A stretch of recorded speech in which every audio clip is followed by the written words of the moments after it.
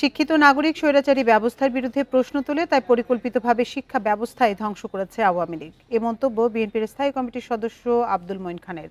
বৃহস্পতিবার ঢাকা বিশ্ববিদ্যালয় সিনেট ভবনে শহীদ রাষ্ট্রপতি জিয়াউর রহমানের শাহাদাত বার্ষিকী উপলক্ষে আয়োজিত এক সেমিনারে মন্তব্য করেন তিনি। বলেন, উন্নয়নের জন্য শুধু অবকাঠামো নয়, প্রয়োজন বাস্তব ও উৎপাদনমুখী রাজনীতি। জিয়াউর রহমান ৩.৫ বছরে যা করেছেন তা আর কোনো সরকারই করতে পারেনি। সেমিনারে সিনিয়র যুগ্ম মহাসচিব রুহুল কবির রিজভী বলেন, আওয়ামী লীগ সরকার সব বিশ্ববিদ্যালয়ে রাজনৈতিক আধিপত্য কায়েম করেছিল।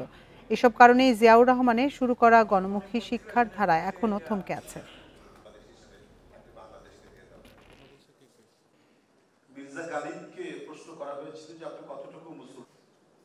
নিজেদের জনগণের দল বলে প্রচারিত করে, তারা কেন জনগণকে অশিক্ষিত করে মূর্খ করে রাখতে চেয়েছে?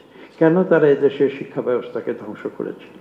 ৭৮ সালে সামরিক আইন প্রত্যাহার হয়নি, ছাত্রদের প্রচন্ড বিক্ষোভের মধ্যে পড়েছেন, শারীরিকভাবে আক্রান্ত হয়েছেন, কিন্তু হতে দেননি। তিনি কি বলে যে গুলি চালাতে দেননি।